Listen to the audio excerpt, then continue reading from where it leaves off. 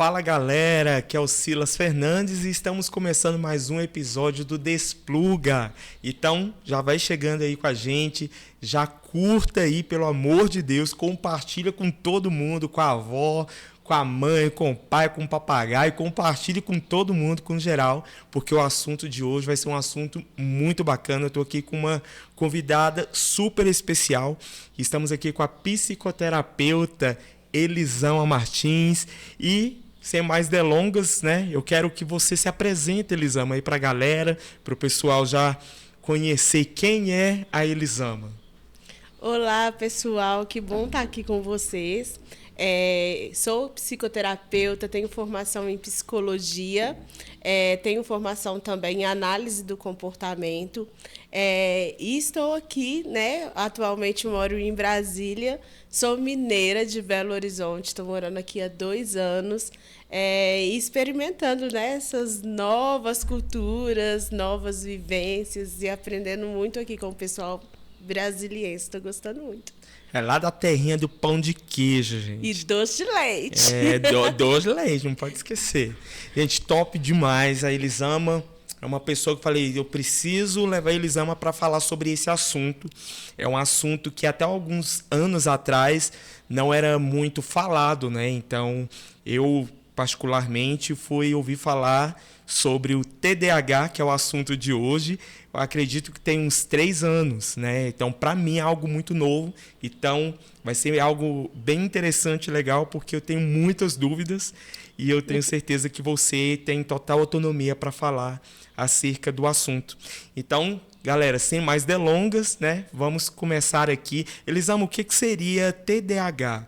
Só para galera se situar, porque eu acredito que, assim como eu desconhecia, né, o termo TDAH, porque para mim eu cresci ouvindo a galera falar que eu era muito hiperativo. A expressão de hiperatividade sempre foi um rótulo que eu, né, trouxe desde a minha infância. Agora a expressão TDAH é algo novo para mim e acredito que para muita gente. Então, o que seria o TDAH?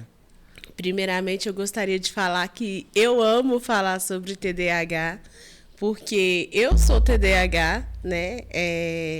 Hoje eu consigo falar sobre isso com leveza, mas no início não foi tão tranquilo assim. E o meu TCC, gente, na faculdade foi sobre TDAH. Que bacana. Então, a gente estudou sobre o tratamento na psicoterapia comportamental para adultos com TDAH. Então, assim, é um assunto que eu sou apaixonada, amo muito falar.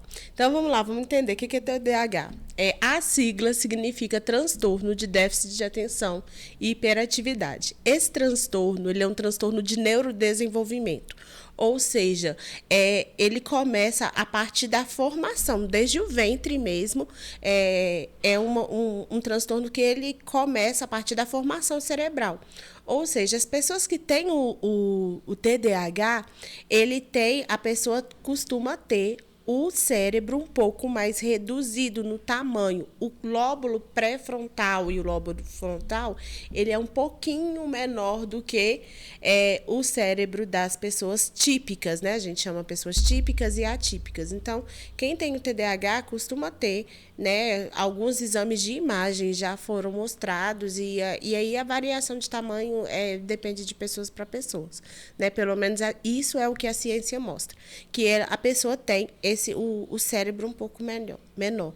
E isso impacta diretamente nos neurotransmissores de noradrenalina e dopamina, né, que são os neurotransmissores que regulam o nosso comportamento, as nossas emoções, o nosso humor.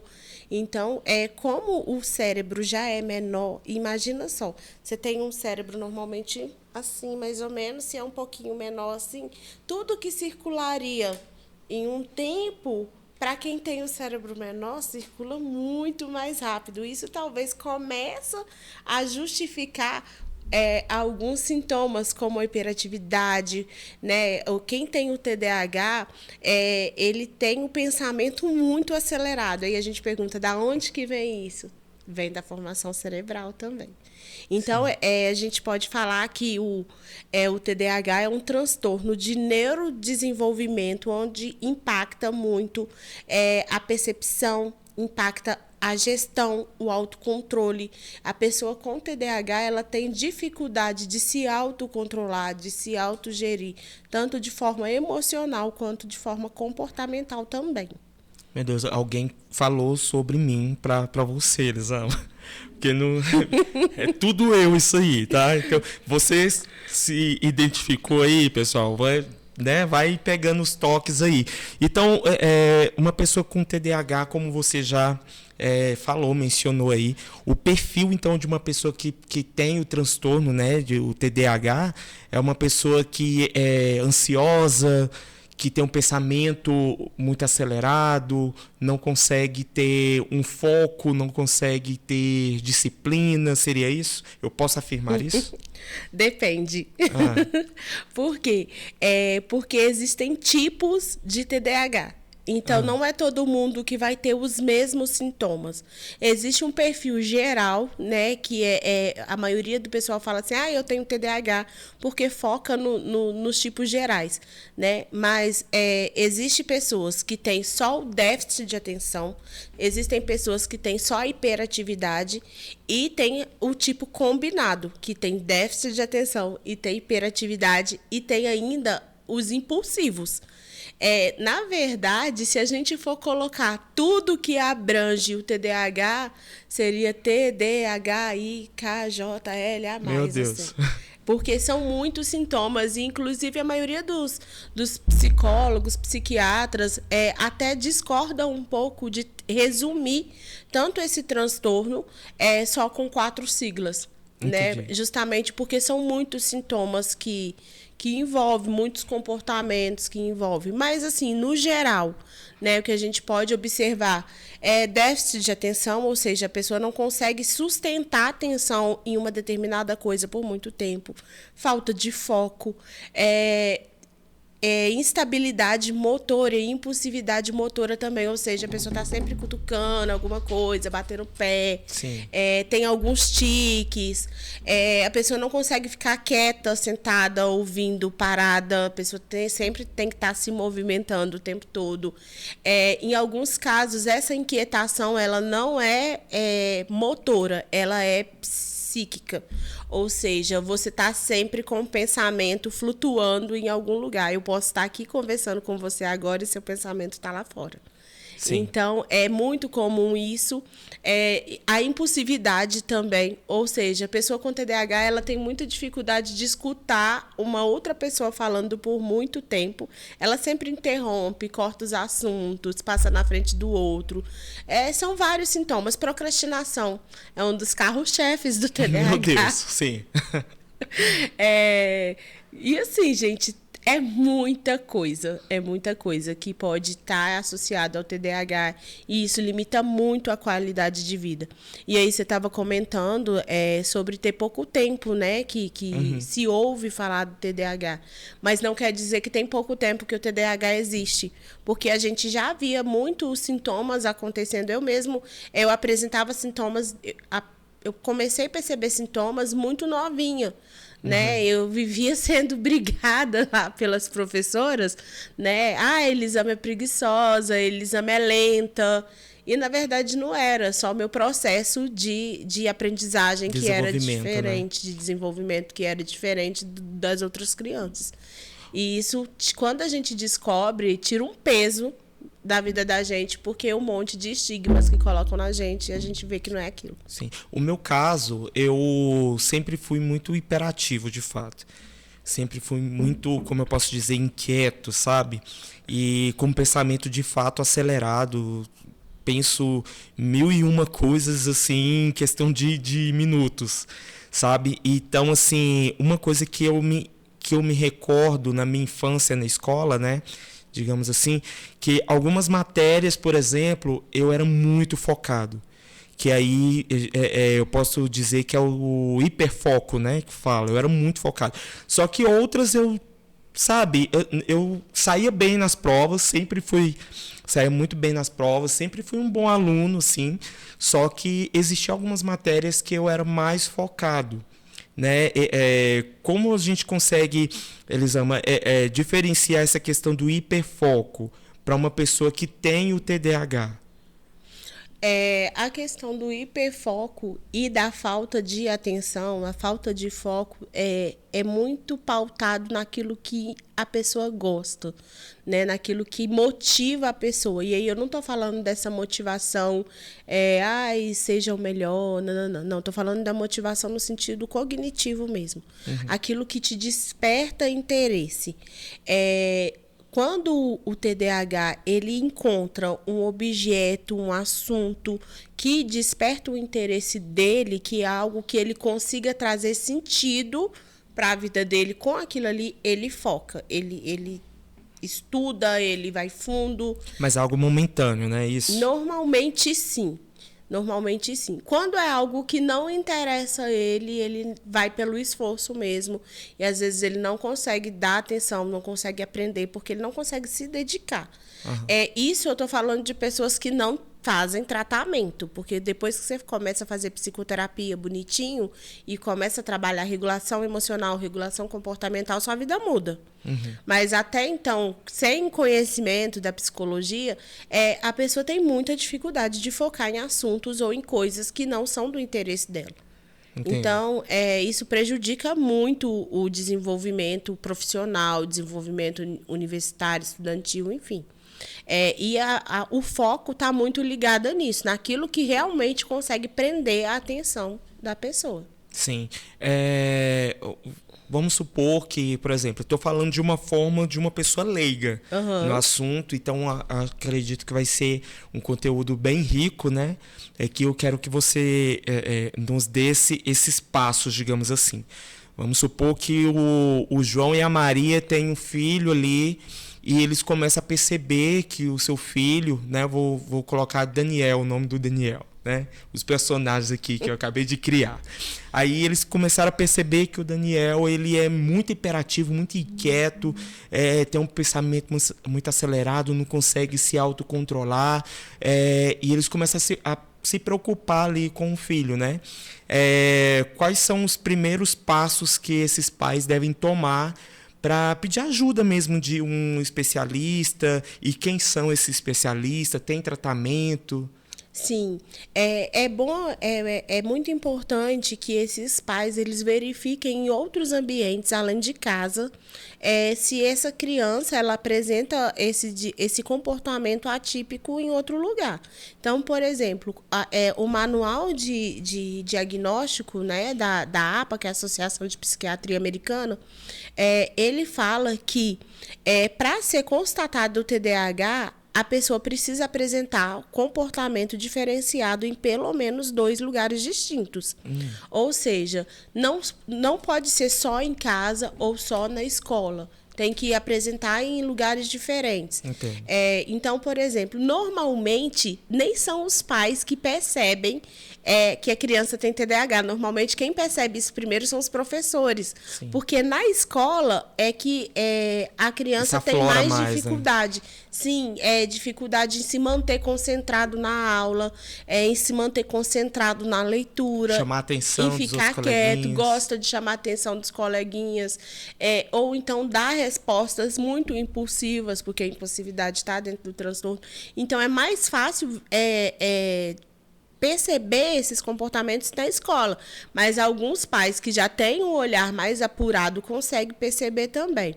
Você conseguiu começou a desconfiar, tanto se por exemplo, às vezes pode ter algum educador nos assistindo também, pode pegar essa dica. Percebeu que o aluno ou que a criança, no seu comportamento ali com ele, ele está apresentando esses comportamentos de hiperatividade, de desatenção, de impulsividade, verificar se no outro ambiente que ele costuma estar, ele também apresenta. Ou seja, se quem viu primeiro foi o professor, chama o pai, chama o familiar e faz essa verificação de como que é o comportamento em casa. Se é o pai, pede para verificar na escola. Se vê que realmente tem uma dificuldade, a gente começa a partir do neuropediatra. No caso de criança, a gente encaminha para o neuropediatra, para o neuropsicólogo. Tanto psicólogos quanto psiquiatras podem fazer esse diagnóstico. né? A gente sempre recomenda psicólogos ou psicoterapeutas formados em psicologia que têm especialização na área de TDAH, porque não é todo psicólogo nem todo psiquiatra que tem condição técnica de fazer isso. Tem que ser alguma pessoa que realmente tenha estudado para isso. Entendi.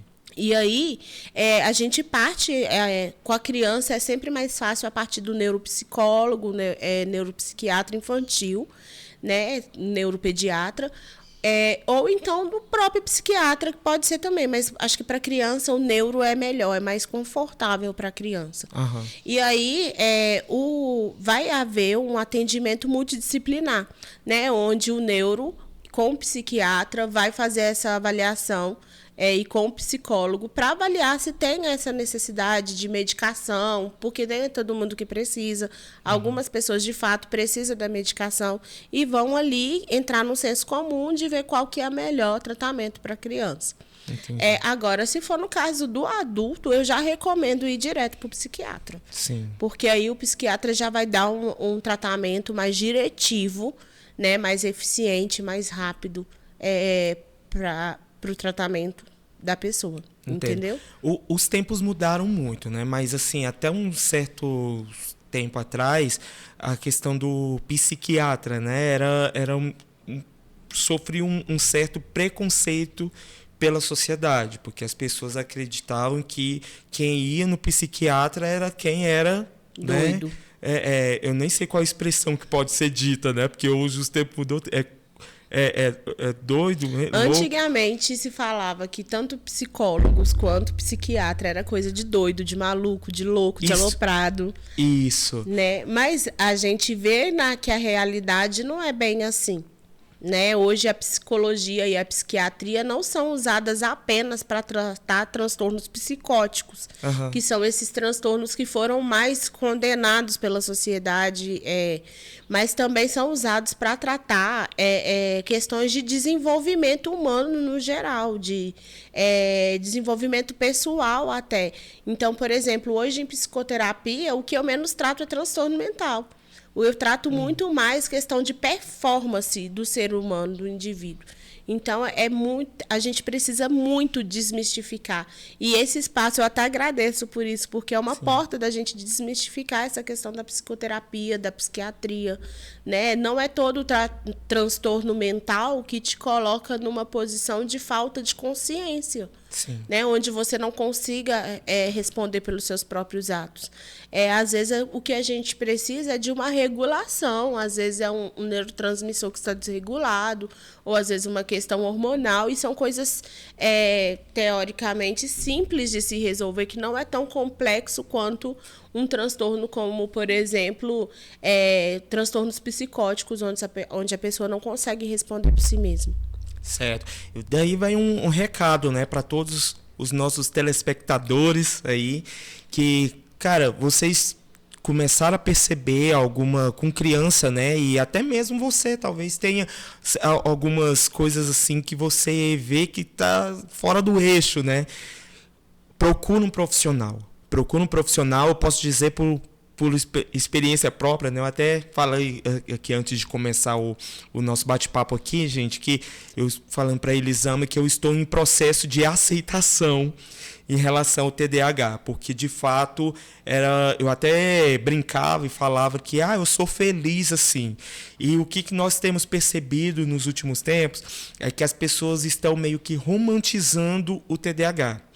Tudo que acontece, se a pessoa mandou uma mensagem ali no WhatsApp, a pessoa visualizou, não respondeu, e depois a pessoa fala, desculpa, porque meu TDAH. Meu TDAH, aí as pessoas começam a jogar a culpa tudo no TDAH. Então, a galera está começando a conhecer a questão do TDAH e, às vezes, por não ter um conhecimento tão profundo acerca do assunto, está romantizando. O que você diria, assim, Elisama, para que possa esclarecer melhor para as pessoas a importância que o TDAH é um transtorno que deve ser tratado, não pode ser algo que seja romantizado, né? Porque tem muitas pessoas que sofrem por causa desse transtorno. E isso vale para o TDAH e vale para qualquer outro transtorno ou doença que a pessoa vá ter, né? Existem comportamentos que sim são justificados pelo TDAH, né? Ou por algum outro transtorno ou alguma outra doença biológica também. Mas isso não te tira a responsabilidade de ter que mudar de vida. Até porque as pessoas que convivem com a gente não são obrigadas, né? A lidar com tudo, porque assim, gente, o TDAH, ele é um transtorno que ele é praticamente social. Porque ele mexe tanto no nosso comportamento que afeta diretamente as nossas relações. Então, assim, as pessoas, às vezes, elas esquecem, né, que convivem com outras pessoas. Recentemente, eu atendi uma cliente que, quando na entrevista eu fui perguntar para ela por que você está buscando terapia? Ela falou assim, porque eu preciso lidar com uma pessoa que devia fazer terapia e não faz. E Meu aí, Deus, jogando a responsabilidade, de fato, né? Pegando a responsabilidade, ela acabou na que verdade. teve que pegar a responsabilidade, porque o bonitinho lá, que tinha que fazer a terapia para se tratar, não fazia e os comportamentos dele afetavam muito a relação e ela precisou fazer porque, né, para dar conta de lidar com aquela pessoa. Isso é muito comum, gente. Só que, assim, por exemplo, as pessoas com TDAH... ao mesmo tempo que elas são subjugadas, elas também se colocam nesse lugar porque ela tem dificuldade de encarar a realidade, né? Por quê? A gente tem a questão do déficit de atenção, por exemplo. Não é todo mundo que tem déficit de atenção, mas os que têm. Esquece data de aniversário, esquece data de compromisso. Aí vamos lá, vamos trabalhar com a agenda. Esquece de anotar na agenda. Meu Deus. Esquece a agenda em casa. Esquece de olhar a agenda. Então, a pessoa precisa sempre de vários recursos. Só que, por exemplo, se eu marco um compromisso com você, esqueço e vou lá e marco outro compromisso e estou lá no outro compromisso. Sim. Você vai entender que eu esqueci simplesmente de anotar na agenda? Não, você vai falar o quê? Elisama foi irresponsável. Sim. Elisama não teve comprometimento com aquilo que ela se propôs a fazer. Às vezes não, provavelmente, quase certeza. Não foi por maldade que eu fiz isso. Uhum. Mas se eu, por exemplo, estivesse fazendo uma terapia bonitinho, se eu estivesse trabalhando organização comportamental, fazendo uso de medicação, se fosse necessário, se eu estivesse me tratando corretamente, essas falhas cognitivas, esquecimento, falta de atenção, elas seriam muito menores. Então, por exemplo, a questão da impulsividade, né? Que às vezes a gente responde muito na lata também. Uhum. Né? A pessoa mal terminou a pergunta, eu já estou tacando a resposta e na hora que eu vejo, ops, pronto, falei. Aí vem muitos julgamentos, né? A pessoa não vai querer saber, nossa, mas o lobo frontal dela está acelerado. Ninguém vai querer saber isso. Ninguém vai fazer esse estudo, falar, né? Ninguém vai fazer esse estudo. Vai falar, nossa, mas que pessoa grossa, mal educada e tal. Isso são muitos estigmas que quem tem TDAH, às vezes, recebe esses estigmas e não sabe nem por quê. E sofre. Sofre. É doloroso a gente ter que lidar com isso. A gente escuta muita coisa. E, às vezes, a gente vê, por falta de conhecimento também da sociedade em geral, né? Falando, agora você está se escondendo atrás de um transtorno, de uma doença. Sim. E não é bem assim. Por isso que é importante a gente se tratar. Porque quando a gente faz o tratamento, não quer dizer que a gente passa a ter uma vida 100% perfeita, mas a gente consegue trabalhar a regulação emocional, a gente consegue respirar antes de falar, a gente consegue criar uma rotina, uma organização, porque o TDAH ele afeta, né, muito a nossa gestão de tempo, a nossa gestão de organização. Então, a gente não consegue gerir bem a nossa própria vida se a gente não está sendo tratado. Entendi. Então, tudo fica comprometido. E é importante que a gente faça o tratamento para a gente aprender a gerenciar nossos comportamentos e nossas emoções. E não fazer com que isso se torne comorbidade para outras doenças e outros transtornos. Entendo. Uma coisa muito interessante, né? Você aí falando, Elisama, E, cara, você tá me expondo aqui, tá? Quero deixar isso bem claro. Porque, gente, de fato... Não, como, você tem nomes. né? Mas, assim, como eu estava, né, falando para você, eu estou começando a reconhecer isso. E eu acho muito importante isso, gente, de procurar, de fato, ajuda, né? Porque, por exemplo, eu tenho certeza que muitos de vocês que estão nos acompanhando aqui no podcast vai se identificar com isso. Primeiro, procrastinação. Falta de disciplina, né? Eu acho que a pessoa que sofre com esse transtorno, TDAH e tal, precisa de rotina. Ok, mas como se ter rotina... Se odeia rotina. Se odeia rotina. Nos ajude, nos dê uma luz. Porque eu preciso desse norte, desse caminho. Então, primeiramente você ter a consciência, principalmente os adultos, né, gente? A criança tem quem supervisiona ele, mas o adulto ele precisa ter a consciência de que a gente não faz só o que quer e nem faz só o que gosta. Então, a gente precisa ser comprometido. Existe dentro da psicoterapia comportamental, que é o estilo de psicoterapia que eu trabalho, existe uma abordagem que chama terapia de aceitação e compromisso. É você aceitar, no sentido de você reconhecer que você tem um transtorno, que você tem um problema e se comprometer com a mudança. A gente não gosta de rotina, mas a gente não consegue viver sem ela. Então, assim, você sentar com seu terapeuta e traçar ali uma linha de rotina que caiba no seu organismo, que caiba no seu dia a dia e se comprometer em cumprir. E aí é que tá, porque às vezes tem terapeutas que promovem esse tipo de trabalho, mas às vezes não é de uma forma muito eficiente. Porque, assim, não adianta a gente querer colocar todo mundo em uma caixinha. Cada pessoa é única, existe uma história de vida atrás de um transtorno. Né? Não é todo mundo que tem TDAH que vai se comportar do mesmo jeito. Então, eu preciso, junto com o meu cliente, avaliar qual que é o estilo de rotina que cabe para ele. Talvez ele precise de uma agenda bem rigorosa, com horários traçados, marcadinhos ali. Então, eu acordo 9 horas, até 9h15 eu tomo café, 9h30 eu tomo banho. Mas não é para todo mundo que serve isso. Por quê? Se eu tenho uma agenda, né, e as pessoas que começam a estudar e a pesquisar TDAH, fala a primeira coisa, a rotina. Vamos lá, vamos mexer na rotina. E vai lá e cria uma agenda linda, perfeita, toda estruturada, maravilhosa. Não consegue, gente, por experiência própria. E aí, o que acontece? Ela atrasou. Acordou, era para acordar 9 horas, acordou 9h30. Aí o café da manhã ela vai tomar 9h45. E aí nisso já era para ela estar de banho tomado, já saindo para trabalhar. Como eu não tomei café, não tomei banho, não vou conseguir sair no horário, o resto que se lasque. Também vou procrastinar o resto da agenda. E aí vira aquela bola de neve. Então, o que é ideal? É você não ajustar tanto assim os seus horários.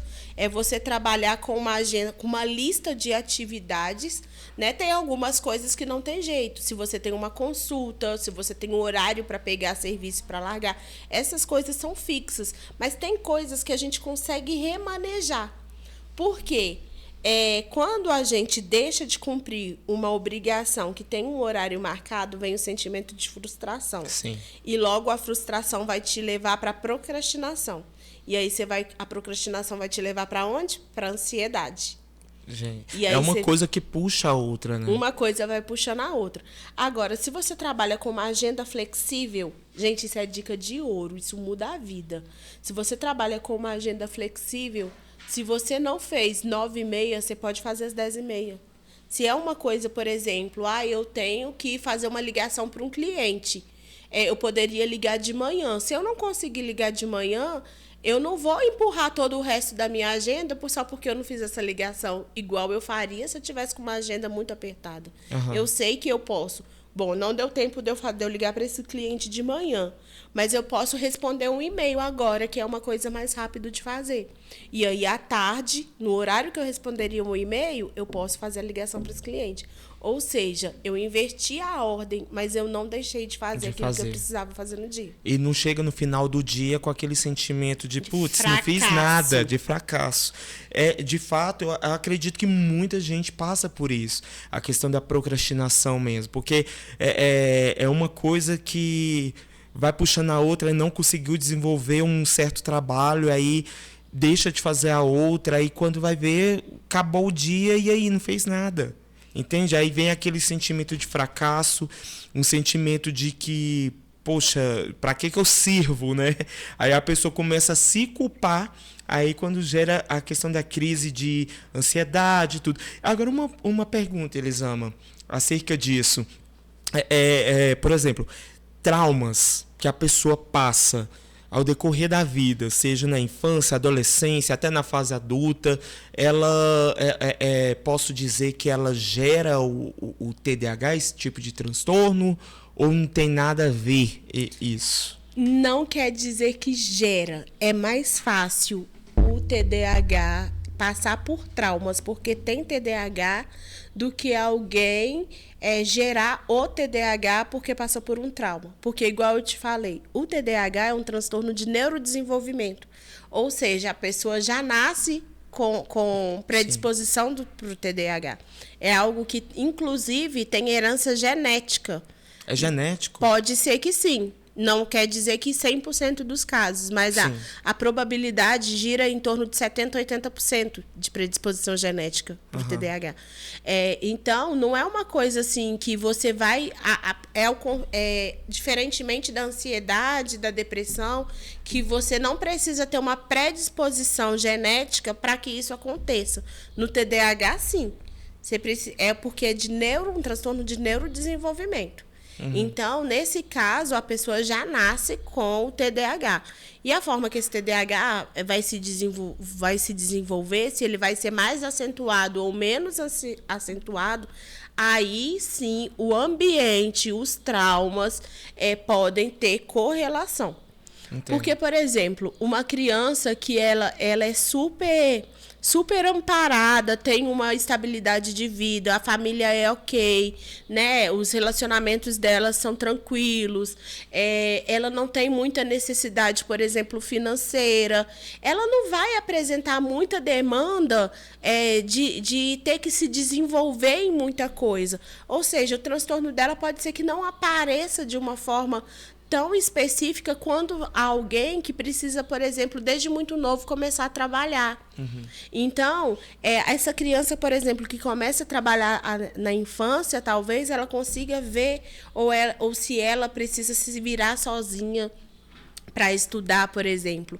Tem famílias que têm condição de colocar um tutor para ensinar o para casa, de colocar numa escola onde tem, além do professor, tem monitor para ajudar. Tem criança que não tem essa condição. Qual criança você acha que vai apresentar mais dificuldade e aonde o sintoma vai ser mais evidente? Então, o ambiente, ele influencia no nível desse TDAH. Então, a questão do trauma por que a gente fala, né, que a maioria dos TDAH são traumatizados? Justamente por causa da cobrança que eles sofrem da sociedade. Então, tipo assim, eu vou dar um exemplo aqui meu, né? Quando eu comecei a estudar... eu estudava numa escola que, em Águas Lindas, eu tinha muita dificuldade. Por quê? Tinha aqueles quadros verdes de giz enorme, que graças a Deus acho que não existe mais aquilo. É o quadro negro, né?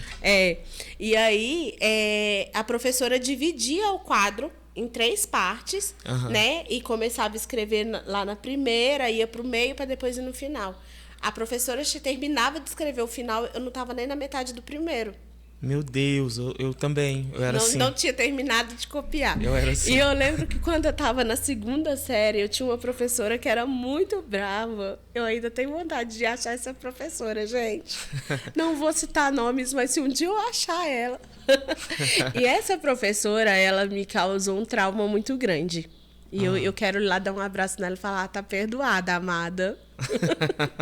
Mas ela me causou um trauma muito grande, porque eu lembro que teve um dia que ela gritou muito, eu pedi ela para esperar, E ela gritou muito comigo. Ela, você é lerda, você é muito devagar. Acelera, minha filha. Todo mundo já terminou, já estão no terceiro quadro, você não terminou o primeiro ainda.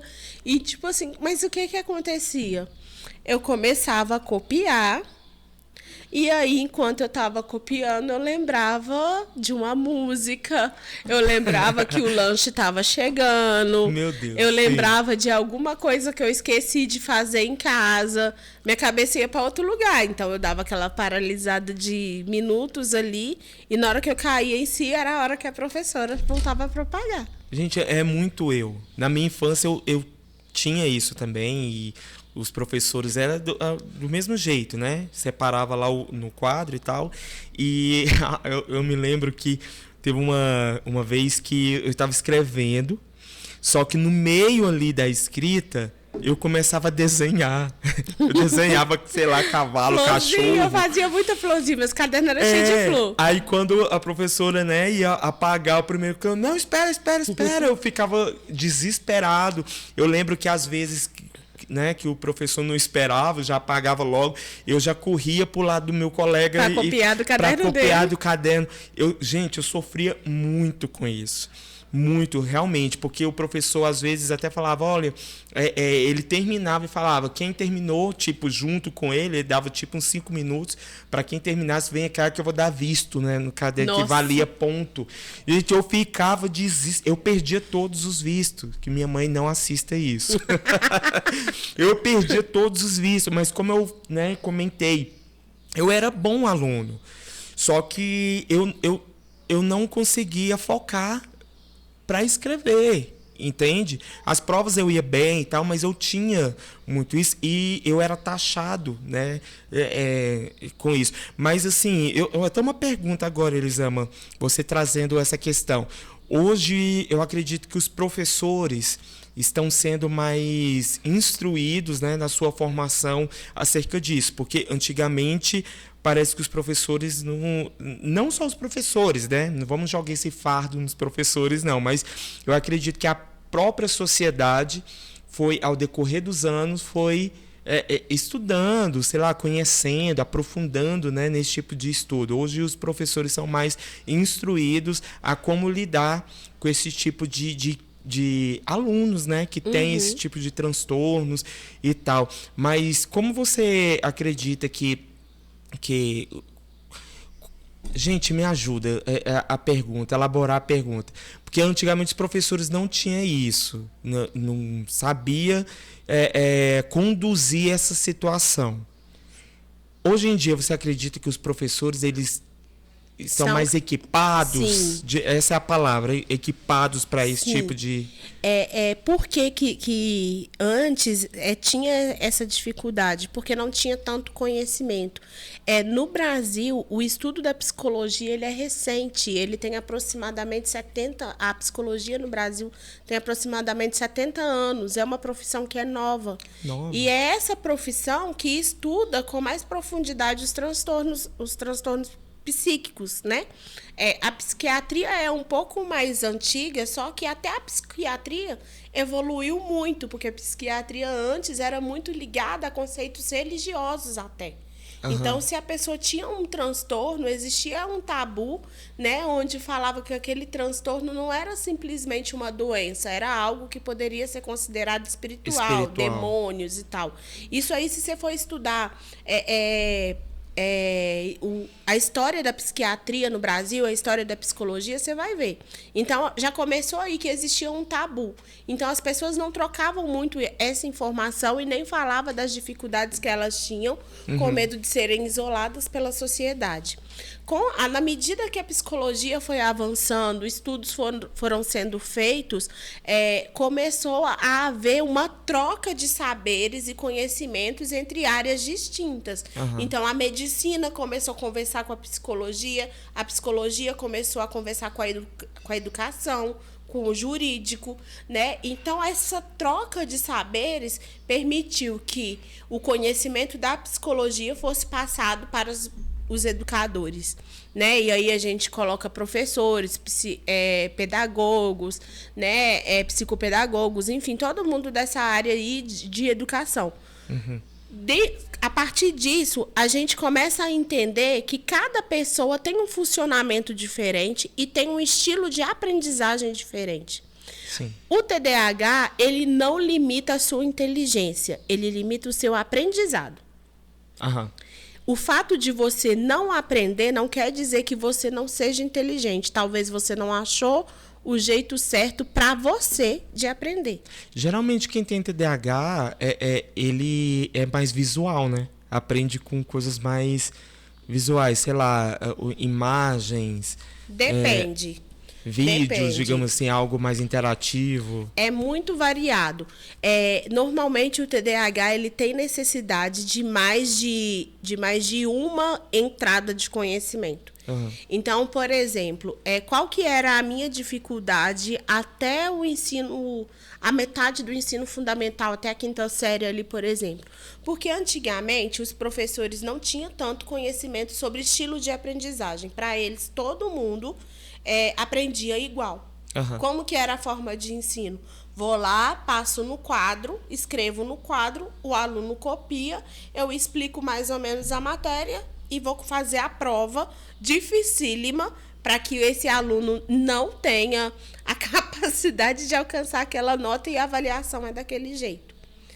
Hoje a gente tem a consciência que, e isso eu posso falar como professora também, que a avaliação ela não é feita somente para o aluno. A avaliação é feita para mim enquanto professor, porque se o meu aluno está aprendendo, quer dizer que eu estou sendo uma boa professora. Uhum. E ser uma boa professora quer dizer que eu consigo identificar qual que é a necessidade e qual que é o estilo de aprendizagem daquele aluno. Entendo. Então, eu tenho alunos que eles são auditivos, eu tenho alunos que são visuais e alunos que são sinestésicos. Para os alunos que são... Isso é não independente do TDAH. Só que tem pessoas que aprendem só ouvindo, tem pessoas que precisam de um recurso visual, ou seja, ele precisa de imagem, de filmes, ele precisa ver o conteúdo acontecendo. Tem alunos que são sinestésicos, eles precisam sentir no corpo a experiência da informação. Sim. E aí, para o TDAH, normalmente ele precisa de 2 ou mais estímulos para aprender. Sim.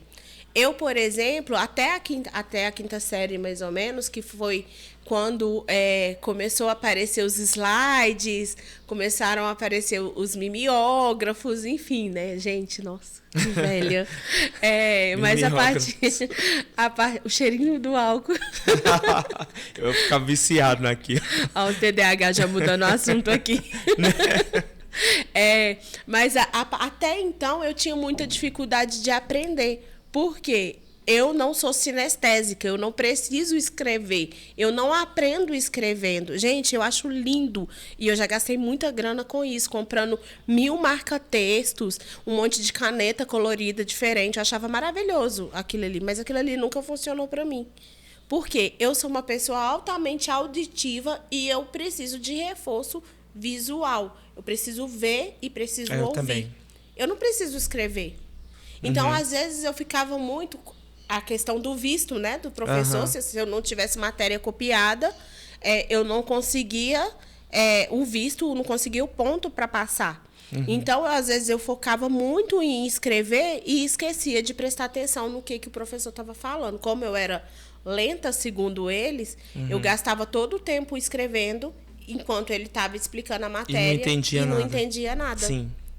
A partir do momento que aquele negócio do quadro, o professor parou de escrever no quadro, o professor começou a mostrar mais, né, os slides e começou a explicar mais o conteúdo, aí minha vida mudou na escola. Sim. Por quê? Eu descobri que o meu estilo de aprendizagem era diferente. Não era tradicional. Nossa, que interessante, né? Porque isso envolve, de fato, outras áreas. A educação evoluiu muito nos últimos anos, né?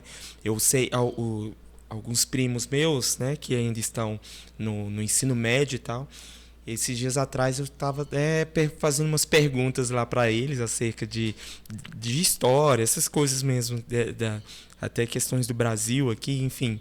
E eles não copiam mais, não tem mais o quadro negro, a gente não tem mais. Eles têm um notebook que eles têm lá agora.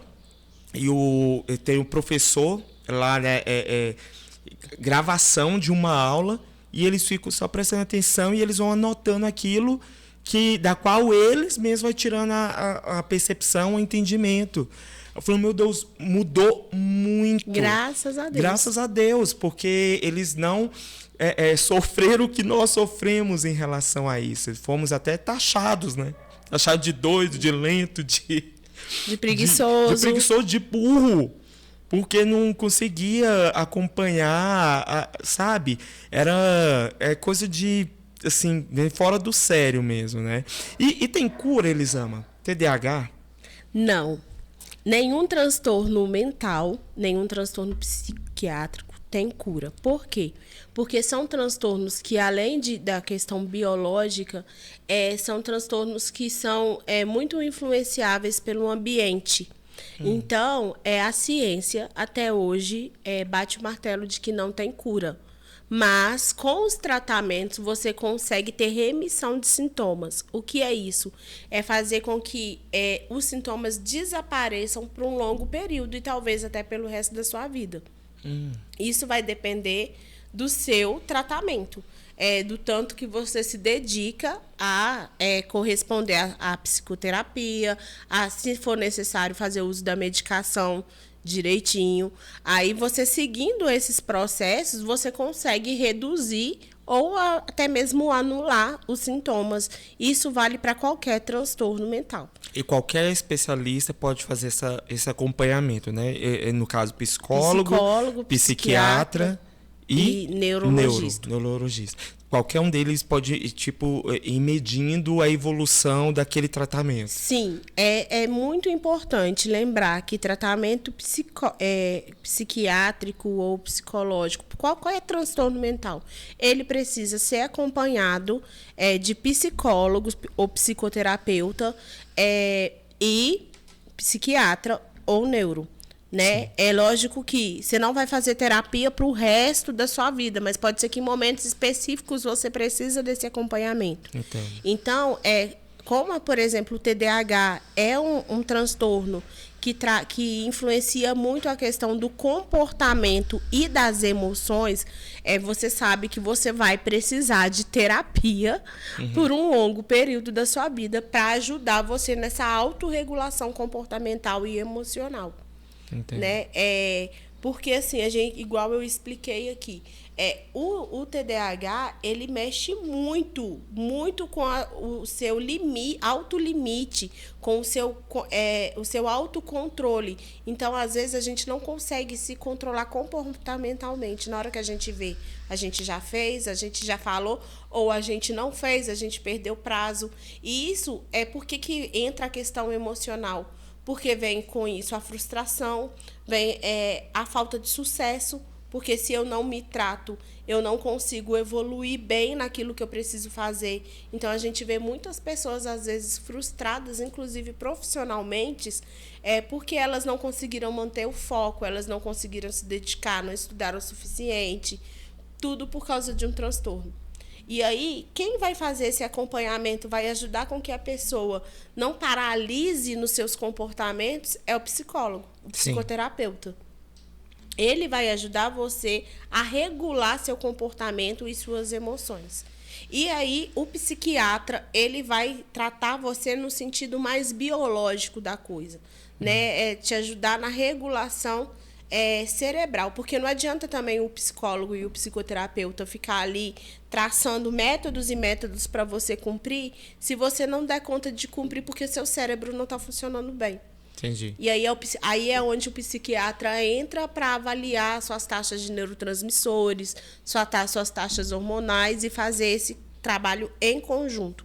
Por isso que é muito importante a gente estar aberto para o tratamento psicológico e para o tratamento psiquiátrico. Gente, é muito importante isso. Então, fiquem ligados aí em todas essas, né, dicas aí que a Elisama está passando. E a questão da medicação, para todos os casos, existe níveis do TDAH e se sim, para todos esses níveis já deve entrar com medicação? Qualquer especialista pode medicar? Como Não. que funciona isso? Quem pode medicar é só médicos. Então, neurologistas e psiquiatras. Sim. Psicólogo e psicoterapeuta não receita nem água com açúcar, tá? Tá. Ele vai trabalhar com ativação comportamental e emocional. E o psiquiatra vai trabalhar com medicação. Entendi. E o neurologista vai trabalhar com medicação. Agora, o psicólogo não. Então, quem medica é psiquiatra e neurologista. Importante a gente entender, não é todo mundo que precisa de medicação e pode ser que você precise de medicação em algum momento da sua vida e em outro momento você não precise. Uhum. Por quê? Lembra que eu falei para você, eu até dei exemplo de uma criança que é muito bem amparada pelo ambiente e outra criança que não é amparada pelo ambiente? Uhum. Aí está a diferença dos níveis. Por quê?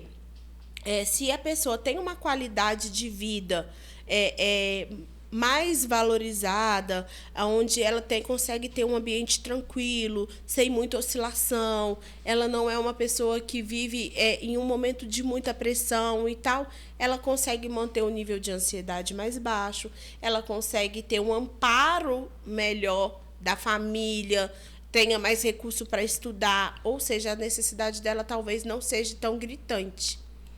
Agora, se ela precisa fazer um esforço muito grande para se concentrar, por exemplo, a gente vê muito caso de criança que não consegue estudar dentro de casa porque tem muita briga, ou tem muito barulho, ou a família é muito grande, e aí ela precisa fazer muito esforço. Então, a medicação ela pode ajudar nesse nível de esforço. Porque, tipo assim, talvez o grau de dificuldade dela seria o mesmo de uma outra criança que está num ambiente tranquilo, mas como o ambiente não colabora, ela tem mais dificuldade. Entendi. Então, existe essa desnivelação pelo fator ambiental também. Entendi. E aí, uma coisa que também que influencia muito é a qualidade da alimentação, a qualidade do sono. Então, se é uma pessoa que se alimenta bem, que dorme bem, ela não vai ter tanta necessidade de medicação, por exemplo, porque ela consegue se autorregular. Então, talvez ela precise em um momento específico ou outro. Agora, se é uma pessoa que não tem condições de se alimentar de forma adequada, que ela não consegue ter uma qualidade de sono, ou seja, isso influencia totalmente no organismo dela. Então, ela pode ser que ela precise de remédio para TDAH e outros remédios também, né? Como suplementação alimentar. São várias coisas que influenciam. Entendo. Então, quem vai fazer essa avaliação a respeito se precisa de medicação ou não é o médico, porque o médico ele vai analisar a condição psíquica daquele paciente e vai analisar outros fatores que pode estar envolvido. E aí, por isso que a gente sempre fala, tratamento de transtorno psiquiátrico, psicológico, enfim, ele é sempre multidisciplinar. No tratamento vai envolver médicos, psicólogos, terapeutas ocupacionais, em alguns casos até fonoaudiólogo, porque eu não sei se você já reparou, quem é TDAH às vezes fala muito rápido, né? Não respira, embola nas palavras. Então, assim, são muitas consequências e para cada consequência a gente trabalha com um profissional diferente. Meu Deus, de fato vai puxando uma coisa que leva a outra, né? O TDAH ele pode ter tipo crise de falta de controle e questão de ansiedade. Sim. Sim, porque a gente viu que o TDAH ele vai só problematizando se não for tratado, né? Então, assim, a pessoa tem dificuldade de autocontrole. Normalmente o TDAH ele é procrastinador. Por quê? Aí entra um ponto positivo. O TDAH normalmente ele tem uma autoconfiança grande, porque ele sabe que ele consegue fazer rápido. Não quer dizer que ele faça bem, mas ele faça rápido. Entendi. E aí, só que às vezes ele confia demais e não dá conta. Às vezes ele vai só deixando, quanto mais ele procrastina, mais ansioso ele vai ficando. Aí se frustra e entra em crise. E outra, eu sei que eu tenho um prazo para cumprir. E eu poderia simplesmente, assim que eu recebo a demanda, resolver a demanda. Mas eu fico enrolando, né? Eu vou empurrando. Eu vou passando outras coisas. Aí a gente já entra num processo motivacional. Vou pegando as coisas que são mais gostosas de fazer, são mais tranquilas, e vou passando na frente. Só que, por exemplo, eu tenho um trabalho para entregar sexta-feira. Só que é um trabalho de uma matéria que eu não gosto, ou seja, meu hiperfoco já não está lá. Não gosto, mas eu tenho que entregar aquele trabalho sexta-feira. E é um trabalho complexo de fazer. Cara, o que eu vou fazer? Vou ir pro Netflix. Que o Netflix vai me dar um retorno de prazer imediato. Vai jogar Candy Crush. Vou jogar Candy Crush, vou colocar minha adrenalina, minha dopamina lá em cima, não vou me esforçar. E o trabalho tá ali só empurrando. Só que observe que naquele momento que você tá no Netflix, a sua mente ela não tá concentrada naquilo que você tá assistindo. No fundo, você está pensando naquilo que você deveria estar fazendo e não fez. E aí você já está gerando sentimento de culpa, você já está gerando medo de não dar tempo, só que também você não tem a proatividade de puxar a responsabilidade para o lugar do prazer. Porque o ser humano, ele é papa prazer. Ele acha que ele tem que ser recompensado o tempo todo. E se é algo que não vai me dar uma recompensa imediata, dificilmente eu vou empregar energia para resolver aquela questão. Porque a gente quer ser recompensado o tempo todo. Então, a gente tem muito mais dificuldade de investir dedicação em algo que vai gerar desgaste emocional, desgaste de tempo e que talvez vai me dar uma recompensa só a longo prazo.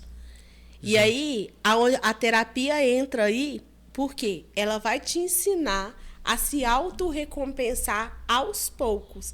Ou seja, se eu tenho um trabalho para fazer, eu tenho um artigo para escrever e esse artigo ele vai ter... eu tenho um livro para escrever e esse livro ele vai ter 10 capítulos. Então, se eu pensar no livro como um todo, cara, até eu terminar esse livro vai demorar demais. Já que vai demorar mesmo um mês a mais, não vai fazer diferença. Então, por quê? Porque eu estou pensando só na recompensa lá do final do livro. Se eu aprendo a me recompensar aos poucos, vou fazer esse capítulo, um capítulo por semana, e cada capítulo que eu conseguir escrever, eu vou me dar uma recompensa. Eu posso me dar um presente, eu posso me dar um passeio, eu posso me dar o luxo de maratonar uma série no fim de semana, eu posso me dar o prazer de sair ou fazer qualquer outra coisa que eu gosto.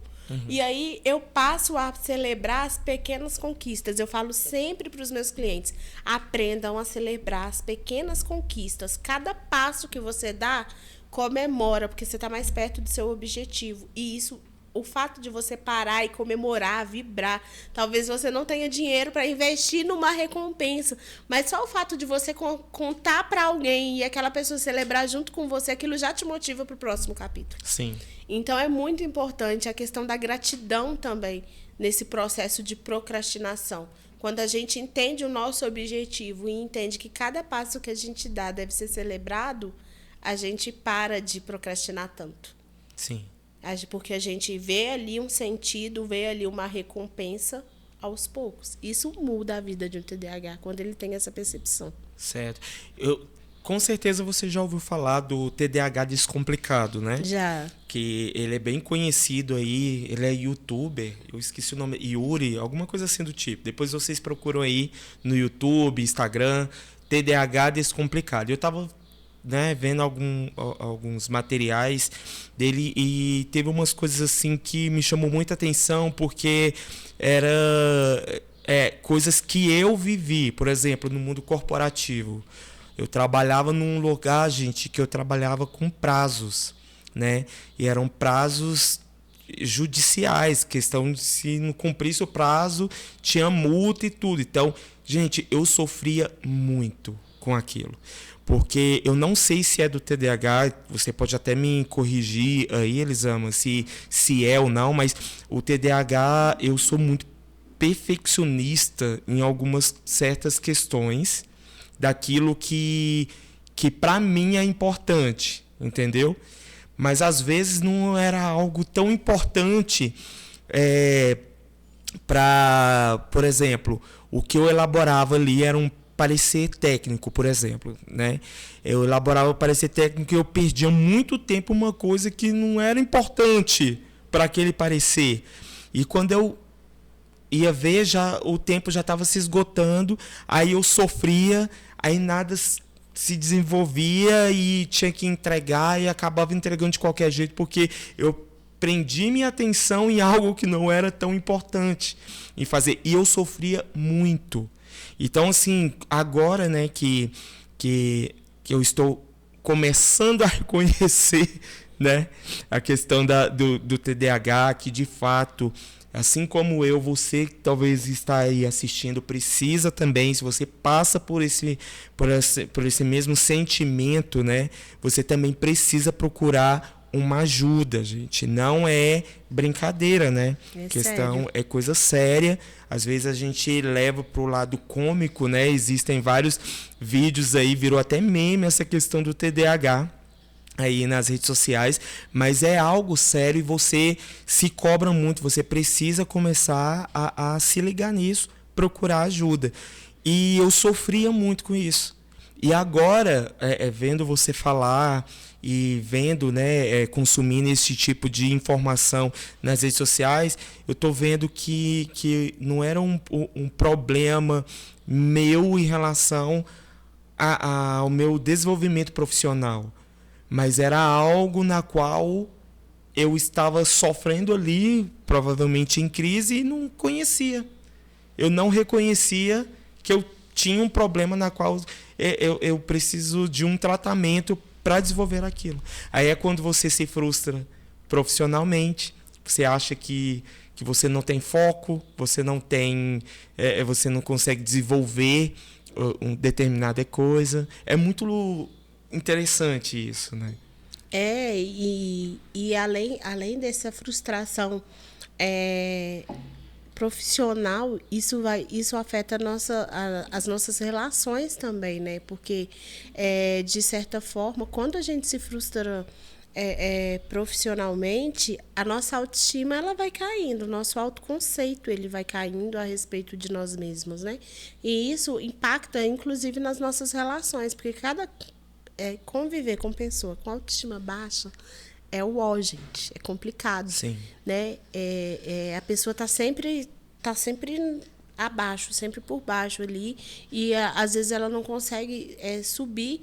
E aí isso impacta muito diretamente nas nossas relações familiares, nas nossas relações conjugais também, né? Por quê? Existe a questão da atenção, a questão da autovalorização. Se eu não consigo me autovalorizar, eu não consigo passar para o outro que eu tenho valor. Então, assim, gente, o TDAH, ele impacta muito a vida de uma pessoa. E aquilo que você falou, as pessoas romantizam muito. Não é só esquecimento, não é só agitação.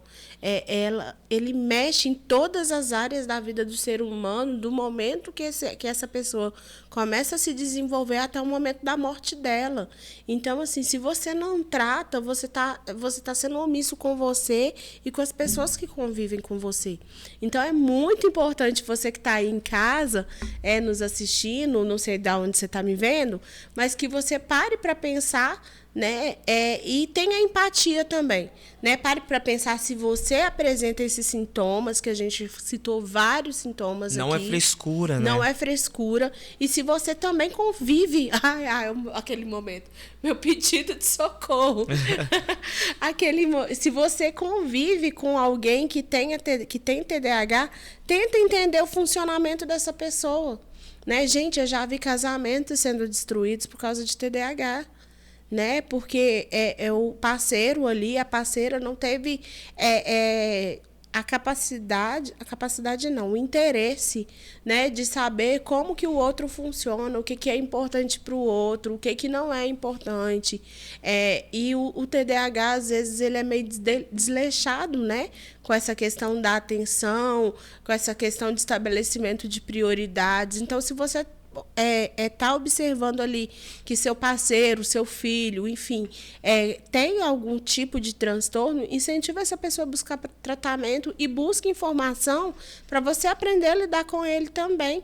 Né? Porque a gente também, aí eu falando, uma TDAH aqui falando, a gente também precisa de ajuda, a gente também precisa de compreensão, né?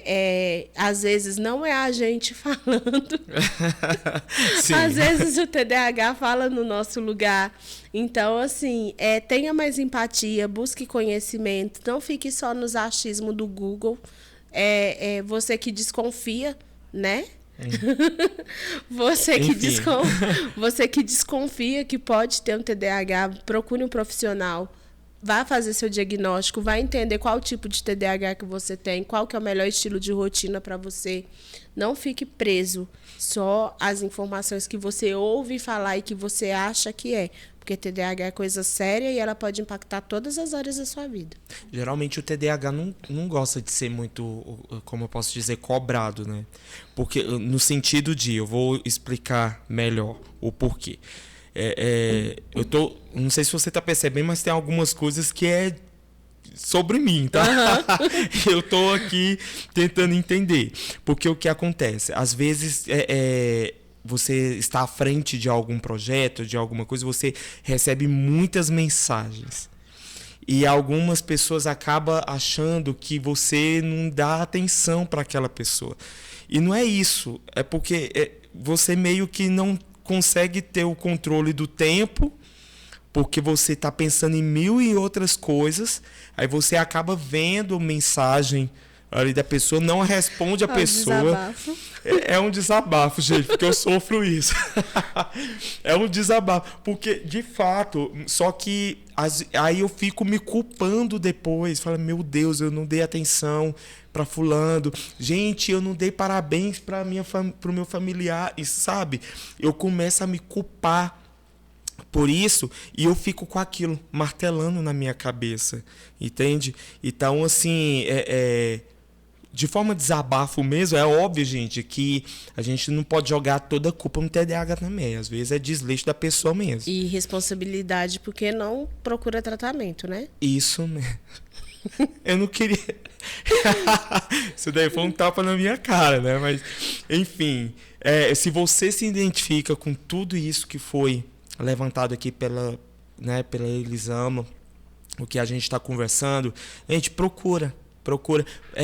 Tira esses 5 segundinhos aí agora, já começa a procurar aí, né, profissionais na área. Temos a Elisama aqui, procurem, gente. Psicoterapeuta, tem o Instagram dela, tá passando aí para vocês. Procurem ajuda, assim como eu também vou procurar ajuda. Acredito que muitos aí que estão acompanhando estão vendo que não é apenas mais um discurso de internet, é algo sério. Então, corra atrás. Eu queria, Elisama, eu estava vendo algumas estatísticas aqui e eu queria até comentar com você a respeito, que eu achei muito interessante isso aqui. É do Ministério da Saúde, gente, falando sobre a saúde mental e tudo. Aí é uma estatística que foi atualizada no dia 3 de novembro de 2022, falando acerca do TDAH. Entre 5% e 8% da população mundial apresenta transtorno de déficit de atenção com hiperatividade, né? E sobre isso, estima-se que 70% das crianças com transtornos apresenta outro tipo de comorbidade e pelo menos 10% apresenta 3 ou mais comorbidades. Eu achei isso, e isso né, que eu até havia comentado com a Elisama, isso só de pessoas que procuraram ajuda, né? Porque eu acredito que muitas pessoas, assim como eu, meu Deus, é uma aula para mim aqui, assim como eu e outras pessoas também não procuraram ajuda por falta de conhecimento, por preconceito, porque ainda existe esse preconceito, né? Por questão de taxação mesmo, né? Tipo assim, um louco, não sei o que, vai procurar psiquiatra, essas questões, esses rótulos, né, que a sociedade foi impondo durante esse tempo. Comente sobre isso aí, Elisama. E se a gente para pensar, né, o que pode causar o TDAH?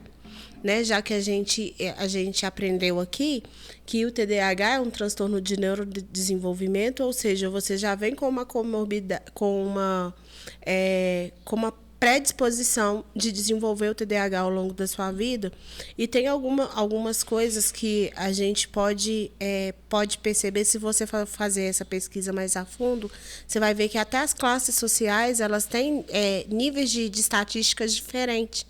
Né? Ou, por exemplo, em regiões onde existe alta taxa de criminalidade, de tabagismo, de alcoolismo, essas taxas são diferentes. Porque, tipo assim, se os pais eles consomem durante a gestação, fazem uso de drogas, por exemplo, a chance da criança nascer com um transtorno, e com TDAH, inclusive, é muito maior. Né? E aí a gente vai pensando, né, que existe toda uma predisposição genética.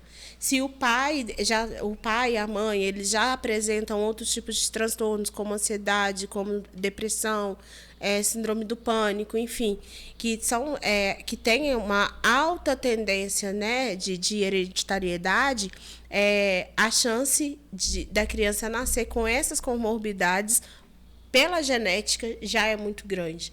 Agora, você pensa comigo, a ansiedade e a depressão, elas são transtornos que elas podem vir por carga genética, mas elas podem se desenvolver ao longo da vida.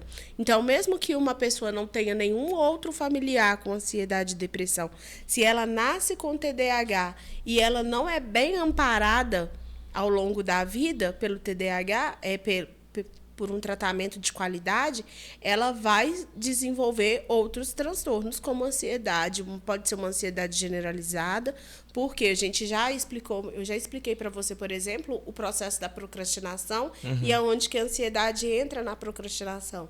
Ela pode ser gerada também pelo alto nível de cobrança, porque uma pessoa com TDAH, ela é muito mais cobrada do que uma pessoa que não tem. Por quê? Porque, a princípio, o rendimento dela é menor. Ou seja, ela pode se tornar uma pessoa mais ansiosa por causa disso. Ela pode sofrer trauma, ela pode sofrer bullying. Esses bullying levar ela à depressão, pode levar ela à síndrome do pânico, pode levar ela até mesmo a não encontrar sentido para a própria vida e pensar em suicídio. Sim. Aí, a gente tem outro tipo de comorbidade, que são as comorbidades biológicas. Né? Porque, em alguns casos, a pessoa com TDAH não é uma pessoa que se importa muito com saúde. Ela sempre deixa passar. Por quê? Porque mexer com saúde é coisa chata. Né? E aí, ela talvez não preze muito pela sua alimentação. Aí ela vai sofrer de quê? De desnutrição, de obesidade, vai ter diabetes. A pessoa, às vezes, ela não tem muito, principalmente os que não têm hiperatividade. O TDAH com hiperatividade, ele tem mais facilidade de buscar atividade física do que quem não tem. Sim. Então, por exemplo, se ela não... A atividade física, ela é fundamental no tratamento da ansiedade, porque é por causa da emissão de dopamina, né, de endorfina, enfim. Se essa pessoa ela não busca esse tratamento, né, porque a atividade física hoje também é tratamento, ela pode sofrer com outros problemas físicos por falta de atividade física. Então, doenças relacionadas aos músculos, aos ossos, né, doenças gastrointestinais. Então, tipo assim, são muitas comorbidades que podem aparecer por causa dos más comportamentos que o TDAH costuma desenvolver. Nossa, é muito interessante isso. Deixa eu te fazer uma pergunta acerca disso, Elisama, que você comentou. Vamos supor, cheguei na velhice e durante a vida toda a pessoa não se tratou em relação ao TDAH e tudo, por N questões, não se tratou. Pode interferir em alguma outro transtorno na velhice? Pode. por exemplo, se é uma pessoa que tem uma tendência à demência, por exemplo, né? O fato dela não ter cuidado do processo de atenção dela, ela vai ter mais dificuldade de reter aquela memória. Então, pessoas que têm tendência à demência, se ela tem um TDAH e ela não cuidou desse TDAH... Pode intensificar. Pode intensificar. Não quer dizer que vai provocar. Sim, entendi. Mas pode intensificar. Se é uma pessoa que ela procrastinou muito ao longo da vida, né? Deixou tudo para depois. Foi uma pessoa que teve baixa realização profissional. Por exemplo, quando chega na velhice, ela pode ter a maior possibilidade de sofrer com depressão. Porque chega no final da vida, o que eu fiz? O que eu produzi na minha vida? Então, isso também pode intensificar um quadro depressivo, né? E a depressão já ela é muito comum na terceira idade, né? Às vezes, principalmente de pessoas que não teve muita autonomia ou muita condição de ter uma vida bem desenvolvida, né? Então, pode afetar, sim. Se a procrastinação, ela leva no final da vida, você reflete muito ao longo da vida, porque, cara, eu vivi 70 anos e eu fiz muito pouco, porque eu deixei muito para depois e ao longo da vida eu fui mudando, né? A gente não tem muita consciência de idosos com TDAH porque eles não foram diagnosticados. Mas quando a gente para ouvir algumas histórias e fala e eles contam de como que foi o desenvolvimento da vida deles, a gente suspeita. Sim. Né? De que, olha, essa pessoa pode ser que teve TDAH, porque olha como que foi o ciclo da vida dela. Porque o tempo deles era um tempo na qual não tinha esses estudos, né? E a falta de conhecimento, o preconceito no tempo, geralmente, dessas pessoas idosas, era muito maior do que hoje. Poxa, nós estamos em pleno século XXI e ainda existem muitos preconceitos relacionados a problemas emocionais, né? Imagina o tempo dos meus avós, dos bisavós, tataravós. É importante a gente pensar, né? A gente que hoje está aí na casa dos 20, 30 anos, que daqui uns tempos, o que a gente vai querer pensar na nossa velhice? Né? Será que a gente vai querer chegar lá na frente e ver que a gente conquistou muito pouco porque a gente procrastinou muito? E o TDAH não vai ser desculpa o suficiente para a gente falar eu não conquistei porque eu tive TDAH. Não, porque hoje, graças a Deus, a gente tem disponível muitos recursos para qualquer faixa de faixa financeira. A gente encontra psicoterapias de todos os valores possíveis. O SUS ele não é a melhor opção ainda, né? O governo ele precisa melhorar a disponibilização de tratamento para o TDAH, para o autismo, aí já fica meu apelo, mas de alguma medida existe um tratamento que é disponibilizado pela rede pública, então hoje em dia não tem desculpa. Né? E aí eu quero deixar essa reflexão para você. Daqui 50 anos, como que você quer pensar a respeito de si mesmo? Você quer pensar que você foi uma pessoa que teve muita dificuldade, que teve um transtorno que poderia ter te limitado, mas você conseguiu superar porque você buscou ajuda? Ou você quer ser uma pessoa que passa o final da sua vida sem sentido e só se lamentando pelas frustrações de não ter corrido atrás do que você precisava? Fica aí o pensamento para você. É forte isso. Isso é muito forte. Então, gente, procurem um profissional. Procurem. É a melhor opção, né? Como a Elisama explicou aqui super bem. Não tem cura, mas tem tratamento, né? Graças a Deus que tem tratamento para isso. Tem especialistas para isso. Para poder acompanhar você... até mesmo vocês aí que convivem com idosos, né? Começa a ter cautela, né? Empatia e prestar bastante atenção também nas reações desses idosos, porque de fato pode acontecer de ter idosos, vários idosos que teve ao decorrer da vida o TDAH e não foi tratado. E hoje estão, como posso dizer, colhendo os frutos de não ter tido esse acompanhamento, esse tratamento. Gente, a conversa está muito boa. Esse assunto é um mar aberto, né? É muita coisa, só que eles amam, muito obrigado. Deu para aprender muita coisa. Já vou sair daqui, já vou procurar, né, a minha ajuda. Que eu preciso sair dessa procrastinação, pelo amor de Deus, né? E é sobre isso. E eu queria, antes da gente finalizar aqui, Elisama, dá um recado, deixa um recado aí pra galera aí do Despluga. Então, gente, foi um prazer estar aqui com vocês, conversando, trocando essas informações, né, sobre o TDAH, sobre prática clínica. E o meu principal recado para vocês é: se cuidem e tenham empatia. Né? Se você reconhecer alguém que você convive, que tem TDAH ou tenha qualquer outro transtorno, seja amoroso, seja acolhedor, seja uma pessoa que influencie essa pessoa a buscar tratamento, né? Seja um incentivador.